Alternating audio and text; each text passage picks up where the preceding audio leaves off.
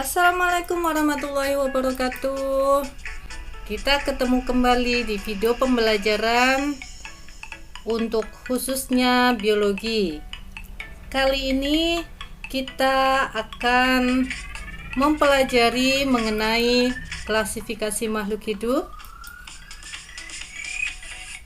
Lebih khusus lagi kita akan bahas mengenai ciri-ciri makhluk hidup.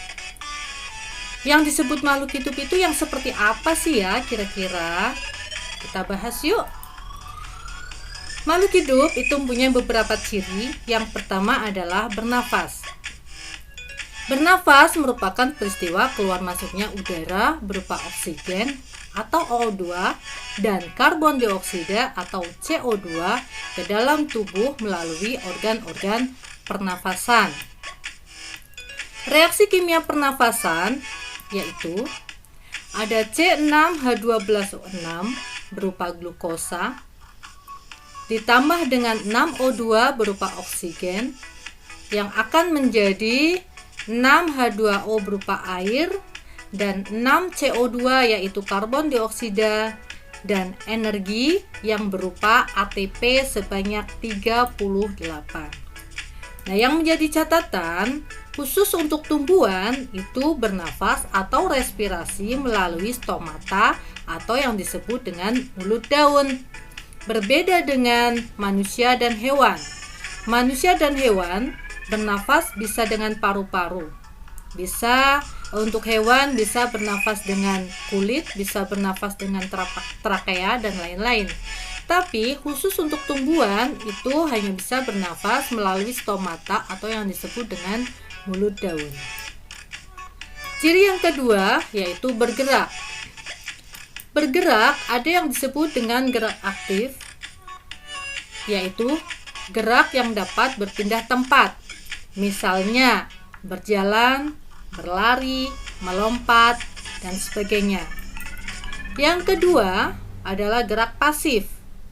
Dikatakan gerak pasif karena geraknya tidak dapat berpindah tempat. Contohnya gerak melambai-lambai daun ketika tertiup angin. Contoh, untuk tumbuhan dikatakan sebagai gerak pasif.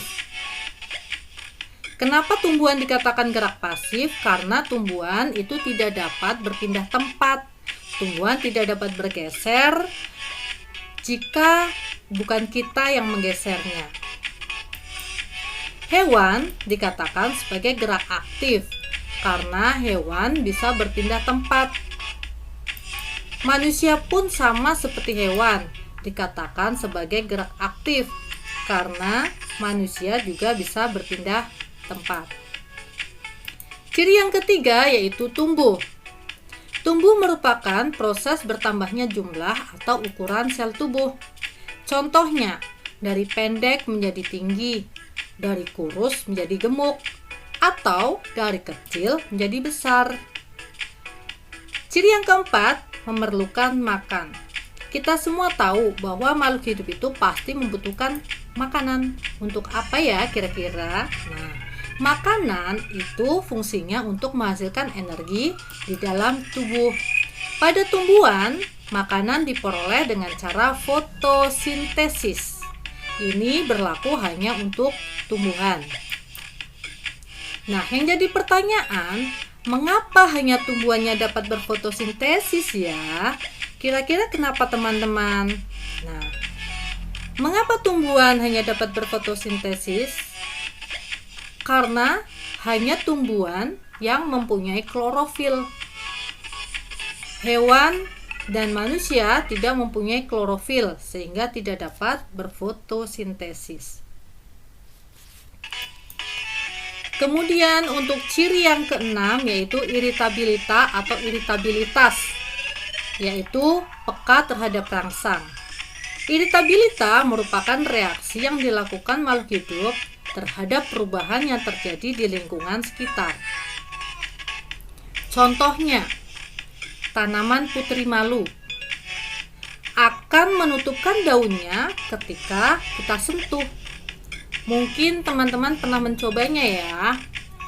Atau ketika kita terkena sinar matahari, kita akan merasa silau, kemudian secara refleks kita akan menutupkan mata atau menutup mata kita dengan tangan. Ciri yang keenam yaitu reproduksi. Reproduksi itu mempunyai fungsi untuk melestarikan jenisnya agar tidak punah. Makhluk hidup berkembang biak bisa secara kawin atau generatif dan secara tak kawin atau vegetatif. Reproduksi generatif yaitu reproduksi dengan adanya peleburan antara gamet jantan dengan gamet betina. Pada tumbuhan, reproduksi generatif itu melalui penyerbukan. Reproduksi vegetatif itu merupakan reproduksi tanpa adanya peleburan antara gamet jantan dengan gamet betina. Contoh, membelah diri, tunas, fragmentasi, cangkok, dan lain-lain. Untuk ciri yang selanjutnya yaitu adaptasi. Apa itu adaptasi? Adaptasi itu adalah penyesuaian diri kita terhadap lingkungan. Ada 3 adaptasi. Yang pertama, adaptasi tingkah laku. Contohnya, cicak mematahkan ekornya pada saat-saat tertentu, atau cumi menyemprotkan tintanya saat dalam keadaan bahaya. Adaptasi yang kedua yaitu adaptasi morfologi. Contoh, kaki bebek dan katak berselaput. Bentuk paruh burung dan mulut serangga berbeda-beda sesuai makanannya. Adaptasi yang ketiga yaitu adaptasi fisiologi. Contohnya, manusia berkeringat untuk mengatur suhu tubuh. Ikan yang hidup di air dengan kadar garam tinggi memiliki urin yang lebih pekat. Jadi, intinya di sini adaptasi tingkah laku itu berhubungan dengan tingkah laku, adaptasi morfologi berhubungan dengan bentuk tubuh, adaptasi fisiologi berhubungan dengan fungsi dari alat tubuh. Nah, itu ciri-ciri makhluk hidup. Kemudian bagaimana dengan benda tak hidup?